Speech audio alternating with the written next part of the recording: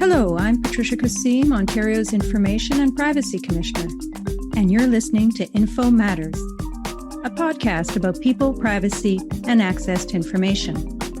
We dive into conversations with people from all walks of life and hear real stories about the access and privacy issues that matter most to them.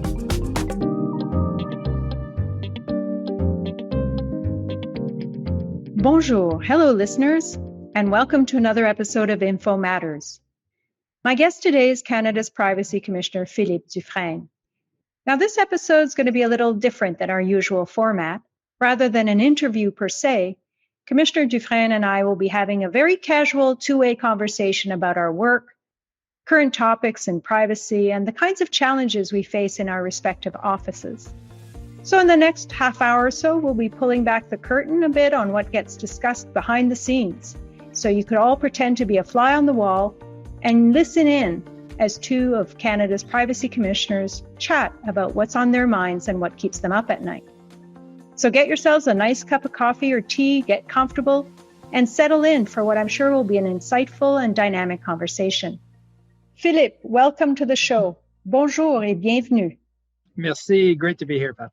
So excited to have you here. And I remember when you were first appointed, I took you out to lunch at the Mill Street pub in Ottawa, and we had a great conversation that day. So I'm just imagining we're going to have a similar convo today, only with a broader audience listening in at nearby tables, if you will. Perfect. I'm closing my eyes and I'm picturing it. My 3-year anniversary is coming up very soon, just as your 1-year anniversary is coming up. So congratulations about that. What did you find were some of the biggest challenges stepping into your new role as Privacy Commissioner of Canada? Looking back, first of all, it's amazing how quickly it's gone by. And the first thing I noticed coming in, and I was so impressed and so grateful and so relieved, frankly, is what a great team I have here at the OPC. So that was great. And it really helped navigate and get through what has been a very busy and eventful and challenging year. So, in terms of challenges, I think in the first year, there was a lot. It was important to me. One of my focus was really to meet as many stakeholders as I possibly could, colleagues, FPT, fellow commissioners in Canada, internationally. So that took a lot of time and a lot of effort and a bit of energy too. I'm a bit of an introvert, so these are things that I have to do, and I enjoy doing them, but they do take a lot of energy. So that was a big part of it. But what really stuck with me in terms of challenges is that at all levels of the OPC, and in my annual report, I talked about this year as being a pivotal year for privacy and a pivotal year for the OPC.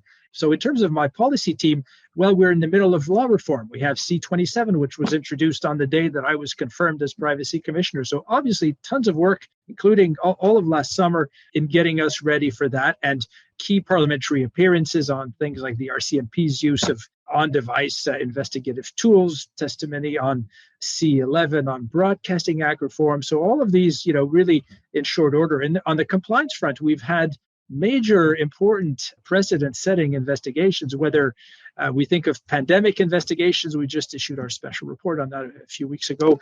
The Home Depot case on electronic receipts and the sharing of information in that context. On the litigation front, we have ongoing litigation with major social media platforms, raising big-ticket issues, both now at the Federal Court of Appeal. On the corporate side of things, we were, as you were, as all of us were, transitioning from the heavier pandemic phase to sort of the end pandemic phase and going through the hybrid workplace. We had a public service strike. We also have to manage our situation at the OPC in terms of we might be getting more powers and responsibilities. We might need more resources. We have to adapt. What about you? You took on the role of Ontario's Information and Privacy Commissioner 3 years ago. So what are sort of your reflections in that longer period of time? And maybe there's been even more change from year one to now. Well, certainly when I look back on that first year, I was appointed in July 2020 after 20 years of experience on the federal scene. So obviously, one of my biggest challenges was just adjusting to the Ontario scene, a bit like you, getting to know who the stakeholders were. I was appointed July 1st. I started on July 2nd, and the very first file we were dealing with, we were in the throes of the COVID alert app. and reviewing that with a view to the imminent launch, and making sure that all the privacy protections were built in. So it was a very frenetic time, actually. We also were in the throes of the pandemic, the early stages where there was a lot of uncertainty about just where we were heading, when we were getting back to the office. It was still very tentative, and we had no idea that it would go on for 3 years after that. So it was a great period of uncertainty. I found the most challenging part of it was not getting to see or meet my team in person for so long. Really, by the time I was able to meet the majority of them, a couple of years would have passed before we were able to get together as a group, as a team. And it took me much longer than I would have liked, I think, to get to know them personally, each one by one, get to know their names, their faces. So it was a real challenge, but that certainly didn't slow down the work. The first year I began, we saw Ontario come out with the most serious proposal for private sector privacy legislation in the province. So that kept us extremely active and busy in giving the best advice we could in terms of what Ontario's opportunity would be to lead in this space. So all told, a big year of challenge, a big year of certainly excitement and opportunity, all in the context of a great deal of uncertainty. Now, when I reflect, I started, of course, right at the beginning of the pandemic, but you started a little bit later, obviously, when we are already back, or at least in the midst of establishing hybrid work arrangements. So how was that for you when you started, probably at the latter stages of the pandemic than I did? I think in short, I'm sure I can safely say it was a lot easier than it was for you from what you've described. That when I joined, it was sort of towards the end of the pandemic. There were people that were on site, certainly not full time. The majority of the OPC employees were teleworking, but people were able to come on site.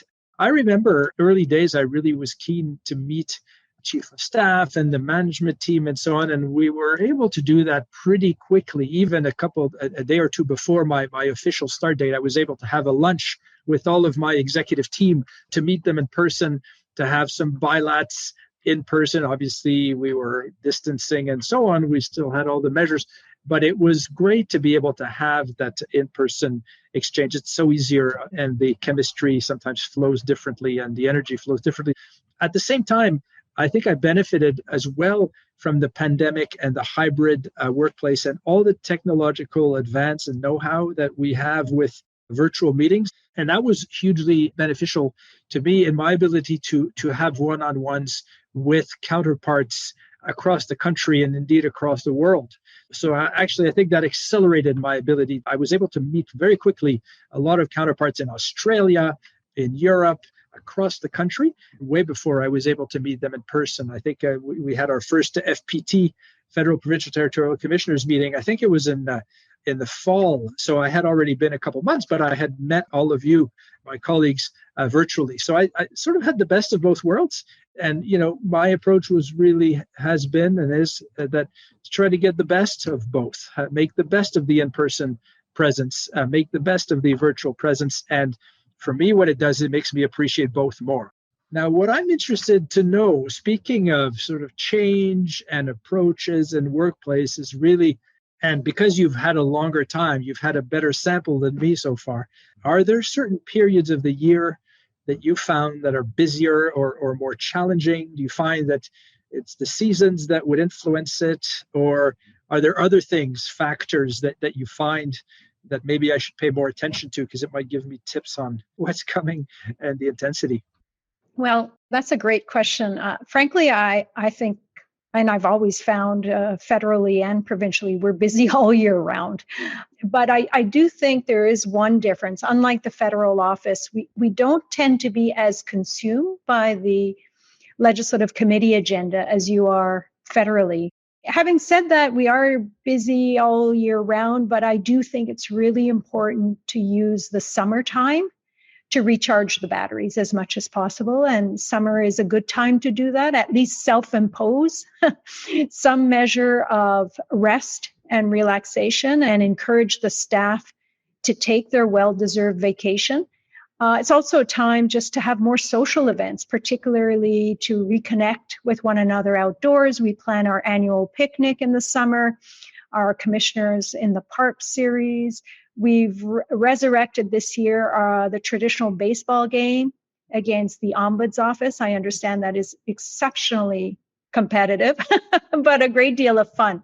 So I do think that you could go full tilt all year round, but it's important at least as much as possible in the summer to try to rejuvenate and get that level of energy needed to sustain all of us throughout the remainder of the year. Je serais curieuse à savoir, Philippe, comment ton poste actuel en tant que commissaire à la protection de la vie privée du Canada se compare à ton rôle antérieur en tant qu'avocat œuvrant dans le domaine des droits de la personne? Oui, c'est intéressant. Il y a beaucoup de ressemblances dans le sens où c'est en grande partie ce qui m'attirait au niveau du poste ici au commissariat, c'est que dans les deux cas, quand j'étais là-bas, j'étais avocat de droits de la personne, des dossiers de discrimination, on protégeait les personnes les plus vulnérables, que ce soit des questions de racisme, de sexisme, de la discrimination salariale contre les femmes, la question de l'accommodement des personnes handicapées, la question de la santé mentale, la sécurité, le harcèlement, des dossiers de propagande haineuse. Alors, des questions très sérieuses, très importantes. Et pour moi, ce que j'aimais là-bas, c'était la défense des droits fondamentaux des Canadiennes et des Canadiens. C'était de faire ça dans un contexte où on devait aussi tenir compte de l'intérêt public, de prendre des décisions qui allaient quand même permettre au gouvernement canadien puis aux institutions fédérales d'opérer puis d'accomplir leur mission, mais en protégeant les droits de la personne. C'était un domaine où j'étais responsable du litige, puis j'étais responsable des plaintes. So there were many similarities in terms of fundamental rights, public interest, human rights, investigations. We had policy functions. We had international role. We had a promotion. There was even a tribunal. Now there's a proposal on C-27 to have a tribunal in the privacy sense. There is one in the human rights sense.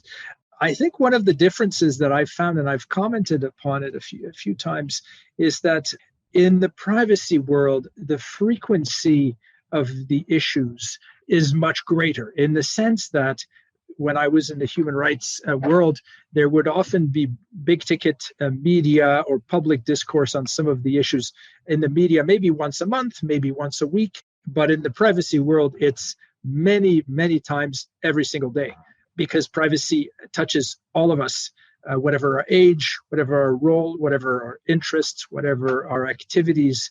And coupled with the fast-moving technology, I found that is the biggest difference, the sense that it really touches a much broader proportion of the population. Indeed, it touches the entire population.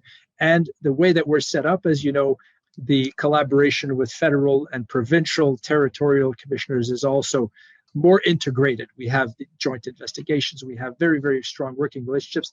And that's also true internationally. So I think those would be some of the biggest difference. But the key elements are similar, which made it for me somewhat of a natural transition.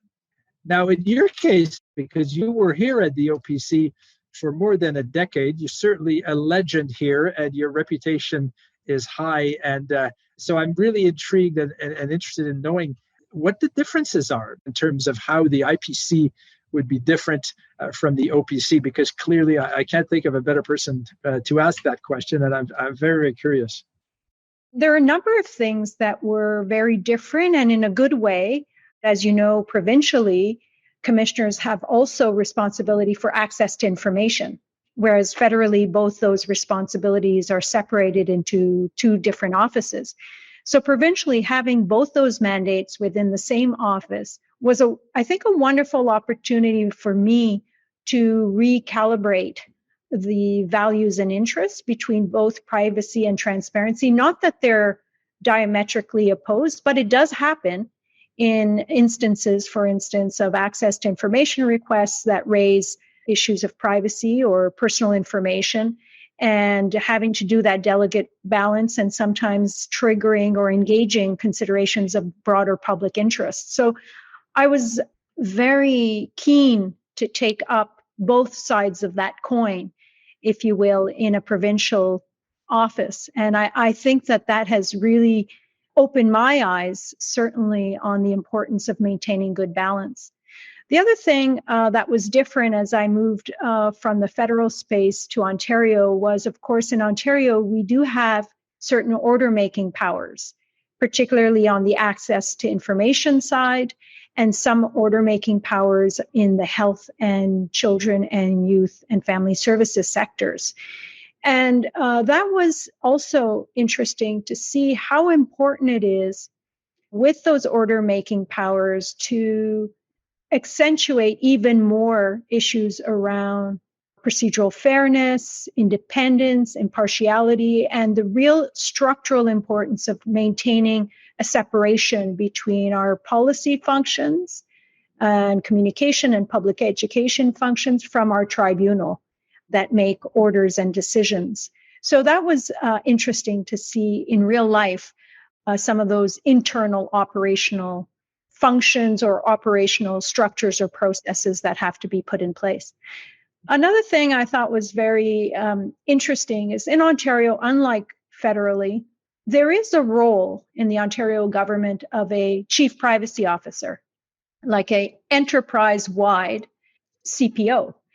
And it makes certainly my job and my role tremendously easier to have that person or that office as an interlocutor when we want to discuss issues of enterprise-wide government and to keep that two-way dialogue going. So I think that, if that's something of interest for the federal government, I think it's a huge opportunity to create that center of expertise and that interlocutor for other interested parties and regulators such as ourselves. The other thing I thought was very interesting when I came to Ontario is discovering, maybe by tradition or just by culture, that there are generally much earlier conversations and consultations with my office on proposed programs or initiatives, or even legislative or regulatory proposals, in order to get our early views on what some of the privacy and transparency implications are, in order to help inform the development of those programs, initiatives, or proposals. Now, has it happened all the time? No, but certainly more often than it did federally. And I thought that was a huge benefit for Ontarians to know that those conversations are happening earlier in the pipeline, so that there's actually opportunity to impact and influence the direction ultimately that is taken. Now, it doesn't change the government objective. Many times they're laudable objectives, but there's certainly opportunity to go about it in a way that is more privacy protective and respectful. The last thing I thought really enthused me about the provincial jurisdiction is just how much closer to the ground I feel we are provincially. Of course, we have less mileage to cover than you do, Philippe, federally. We are still Canada's largest province with over 14 million people. But I do still feel closer to the ground just by virtue of the nature of our jurisdiction over matters such as health, education, municipalities. So those are some of the differences that I certainly felt. So in that McGill profile piece that they did on alumni, in this case, they did a joint piece on you and me as both graduates of McGill. I read with great interest that you spoke about this being a pivotal time for privacy protection, with technology advancing at breakneck speed in today's digital world. And I guess I want to know candidly from you, what keeps you up at night about all of this? Great question. And I think in terms of what keeps me up at night, it's interesting. I would say I don't think they keep me up at night. I sleep very well. I'm grateful for that. But they keep me perked up during the day. I think I would answer that question with that slight twist. And really what keeps me perked up during the day is for the moment, the three sort of operational priorities that I have as my focus. One is the accelerating pace of technology, in particular generative AI, and all that it can do, both good and in terms of risks to privacy. So that is something that is I'm very much focused on, wanting to make sure that we can keep up with that we can stay ahead of that in terms of regulators, principles, making sure that we can highlight what the guardrails should be in terms of those technologies. And you've done a piece recently yourself on that with the Human Rights Commission, which was great and very important. We've initiated a complaint jointly with the other provinces which have substantially similar legislation to the federal one, so Quebec, Alberta, BC, with respect to OpenAI, to identify the privacy aspects of this, make sure that's being done appropriately, and if not, that we can identify what those are and what the corrections need to be. And my focus is making sure that we get it right from a privacy standpoint, but I'm certainly obviously very engaged on the bias and harms and discriminatory potential impacts that the bill before the House on Artificial Intelligence and Data Act would also address, with the Minister of Industry being in charge of that and in collaboration with us and other regulators. So those aspects touch upon all of us. We've recently formed a digital regulators forum with the CRTC and the Competition Bureau last week. And there again, all of us, whatever our role was, competition, whether it's broadcasting, telecommunication, we're going to be focusing on this to see how we can work together, how we can coordinate efforts and share best practices. Children is another one. That's something that I'm focused on more and more in terms of how they are using technology, digital world. How do we protect their privacy? How do we ensure that they know about it, that they care about it, and that the law is appropriately designed to protect them online and offline, and you are also obviously playing a strong leadership role in that, and you've identified that as a priority as well. And the third is really the issue of OPC readiness. And it's interesting, when I say OPC readiness, I'm talking about how do we adapt to the potential law reform that we're going to maybe have. Obviously, that's up to Parliament. But if it happens, it will require some of the things you've done and you've described in terms of processes. Maybe some aspects of the process will need to be a little bit more formalized. There are going to be different steps. There are going to need to be more guidance. There's going to be needing to be identifying potential receiving requests for advice on codes of practice, certification programs. So lots to do. But even in the absence of C27, certainly looking to see how we can be an even more nimble and effective office. Are there opportunities for us to deal with the length of time for complaints better, to have that quicker, any number of things? Can we have a greater reach to our guidance? What about you? What are some of the biggest challenges that you see in Ontario and perhaps beyond? Very similar in a lot of respects. Certainly in the area of AI, as you said, has us all seized. And I certainly worry about the potential harms in the greatest sense of the word, beyond the privacy harms, the harms to individuals, to communities, to particularly marginalized and vulnerable groups in terms of discriminatory impacts. And not getting a rein over this or the appropriate guardrails, I really worry about the use of these technologies going overboard and really triggering a serious public backlash against them. And of course, the trust in organizations and governments who use them, which would be a great shame considering their enormous potential. So I do worry about us not being able to get ahead of that with the appropriate guardrails in order to ensure that it evolves in a responsible and ethical way.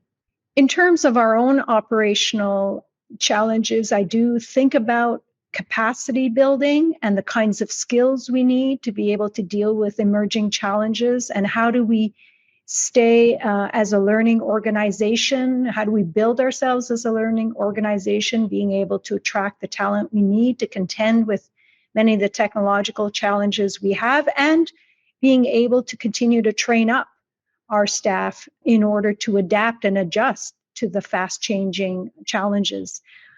Now, like many others, of course, I can talk to you about eliminating the complaints and appeals backlog we have in our office, but I'm much more seized with, of course, doing that, but finding a sustainable way of staying ahead of this permanently through process changes, proportionate approaches, and risk-taking, the kinds of approaches I believe we need as a modern and effective regulator. And As you know, that was the theme of my annual report that we just released a couple of days ago. And I think that requires a whole other perspective, cultural outlook, and way of doing things to really deal with these perennial challenges in a way that is appropriate for the modern day challenges we have. And of course, the greatest worry I have is, particularly in Ontario, is just how our legislation is falling way behind what's needed to protect people and Ontarians and maintain their public trust.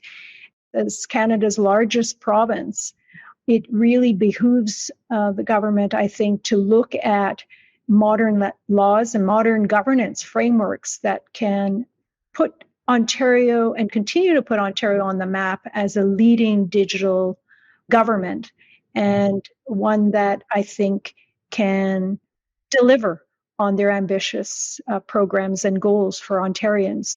There's a lot of work to be done, and we're still looking towards government leadership to advance on some of these legislative reforms. Speaking of which, lots happening at the federal level, obviously, with Bill C-27. You talked about practically preparing your office to implement a new law in a continuing state of uncertainty and without a firm commitment on resources yet.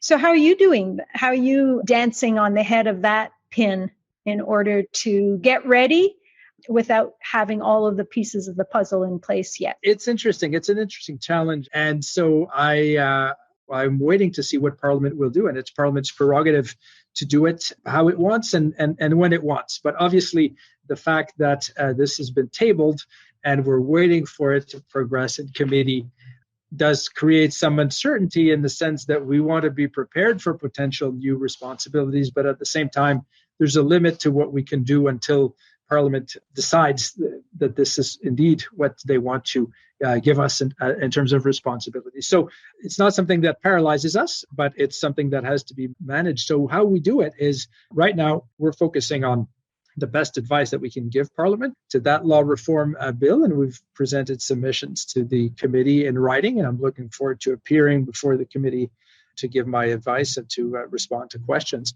Really, in terms of readiness, we're looking at all aspects of the OPC and saying how can we be ready if and when this happens. So one of the things is resources. We need to have appropriate resources, and looking at that, we've received additional resources from the last budget, and we were very happy to see that in terms of helping us with backlog reduction and helping us deal with privacy breaches and being able to provide more guidance and advice on that. So that was a positive step. We want to make sure that the process and the backlog is as well dealt with as possible by the time we get new responsibilities so that we can sort of hit the ground running. I have good links and good discussions with the CIO federally at the Treasury Board to identify trends and issues, obviously, while respecting the complaints process. And there's things that can be discussed and things that can not be discussed. Same with the Department of Industry, same with the Department of Justice. So I think this will be important to continue to have these good means of communications with the relevant departments.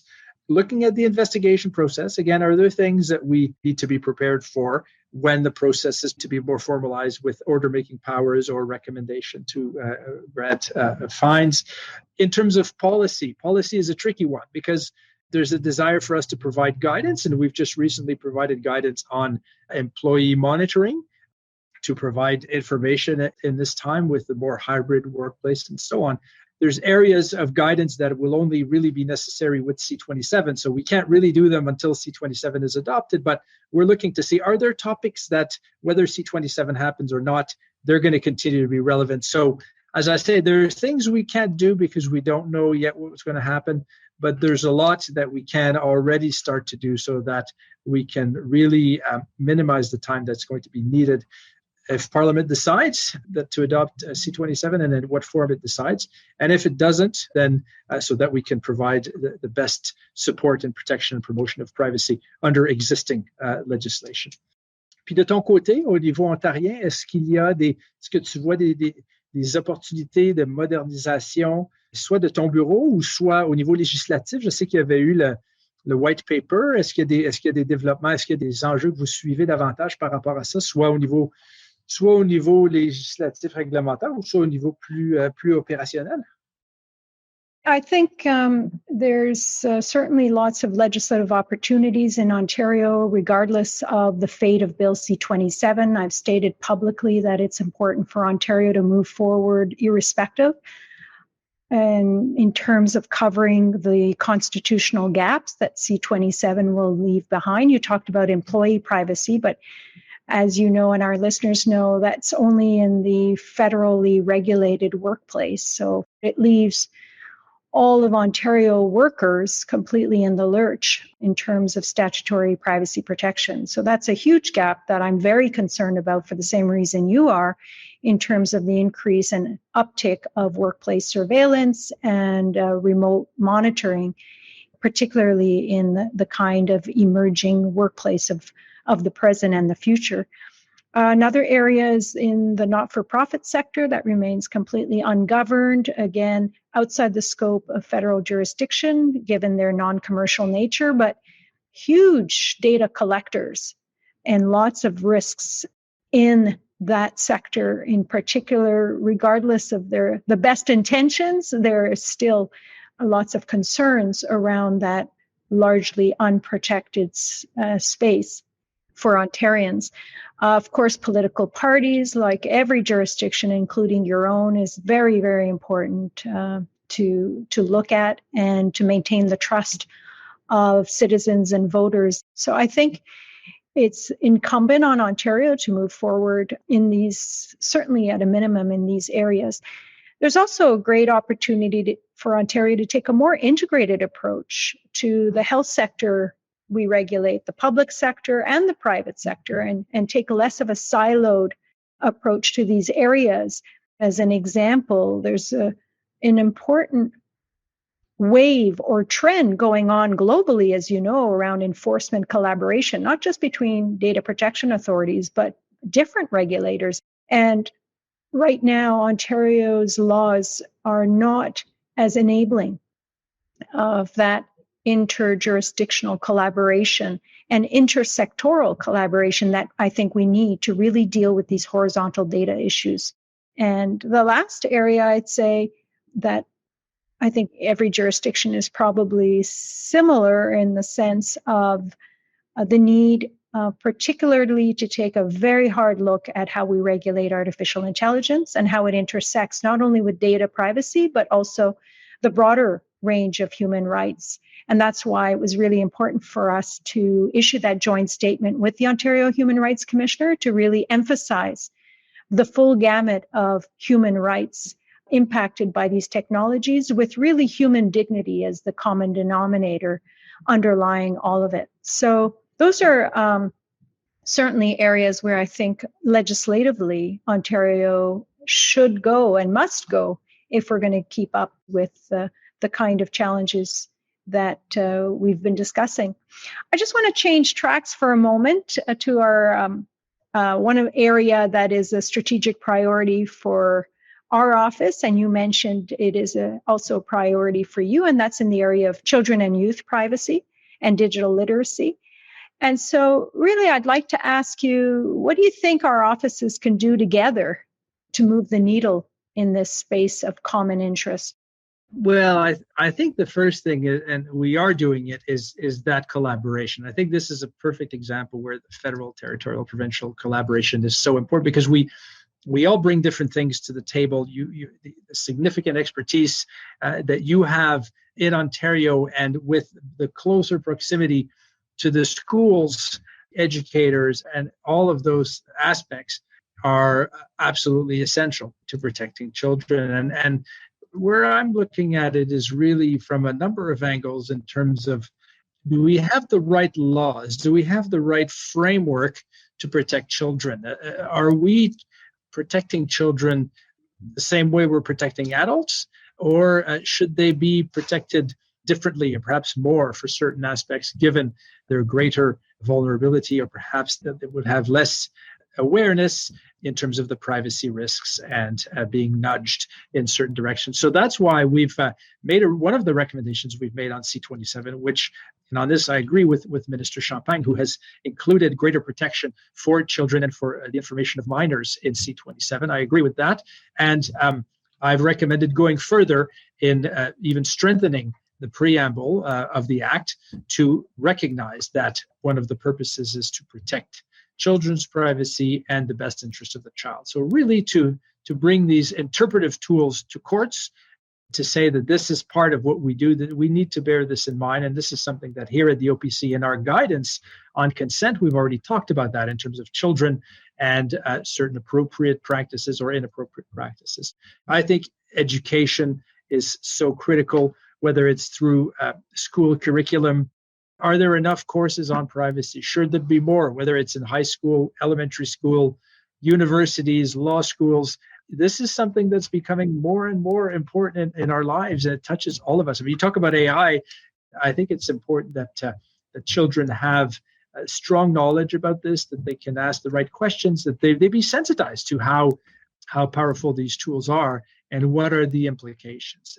On the other hand, I don't want to delegate all of that responsibility on children, because they are children, and the systems, I think, would need to protect them appropriately so that they can be children and that they can be protected online and offline. So I say laws, guidance, policies, education, communications that are targeted and appropriate for kids. In your area, what particular areas would you see where we could collaborate in the coming years, given our respective areas of responsibility? Well, one area that I think is obvious given our complementary and respective jurisdictions is just around the whole public sector, private sector interface. So many times we get notice or reports of data breaches that involve the pipeline of data flows from public institutions to the third-party service provider or vendor. And being able to address just half that equation in terms of our jurisdiction over the public sector institution oftentimes is not sufficient to really get to the heart or the root of the matter, because we also have to look at the other half of the equation, which is the private sector vendor or processor that was involved. And so certainly an area, I think, of important federal Ontario collaboration is in enforcement cooperation in these kinds of cases that involve both public sector and private sector dimensions. Now, I said that within the constraints of the current law, some of our laws allow more information sharing and collaboration and enforcement cooperation than others. And certainly that's an area where, as I mentioned, I think legislatively, that's a really important area to address in order to be able to leverage one another's jurisdictions and one another's resources and insights in order to really get to the heart of the matter or the underlying issue in data breach and other cases. So that's an area where I think not only within the constraints, as I said, of current law, but hopefully within the more enabling legislative changes, I think we can continue to have great impact ultimately. And I would add to this public education broadly. You spoke of children, but I think in all the aspects of public education, we all, whether it's federal, Ontario, or frankly, any FPT jurisdiction, we all have public education within our mandates and are all really seeking to relay the similar kinds of guidance, information to Canadians writ large. And I think by leveraging our resources and pooling together our expertise and our access to different audiences, federally, provincially, territorially, even municipally, I think we can really make broad and more impactful changes in terms of raising public awareness. So what a great theme to end our conversation on, collaboration. It's already the end of our time together. It went so fast. I think we could have kept the conversation going all afternoon. Encore une fois, merci Philippe pour cet entretien fort intéressant. Ce fut un énorme plaisir d'avoir eu la chance d'échanger nos idées et nos expériences et d'avoir discuté plusieurs sujets d'intérêt en commun. I hope our chat has provided value to our audience as well, and that you were able to listen into a real candid conversation between federal and Ontario privacy commissioners, and to give you a real insider sense of the kinds of things we talk about. For listeners who want to learn more about some of the topics mentioned in this episode, please go to the show notes for links to various resources. Well, that's it, folks. Thanks for tuning in to this special episode of Info Matters, and until next time. I'm Patricia Kosseim, Ontario's Information and Privacy Commissioner, and this has been Info Matters. If you enjoy the podcast, leave us a rating or review. If there's an access or privacy topic you'd like us to explore on a future episode, we'd love to hear from you. Send us a tweet at IPC-InfoPrivacy or email us at podcast@ipc.on.ca. Thanks for listening, and please join us again for more conversations about people, privacy, and access to information. If it matters to you, it matters to me.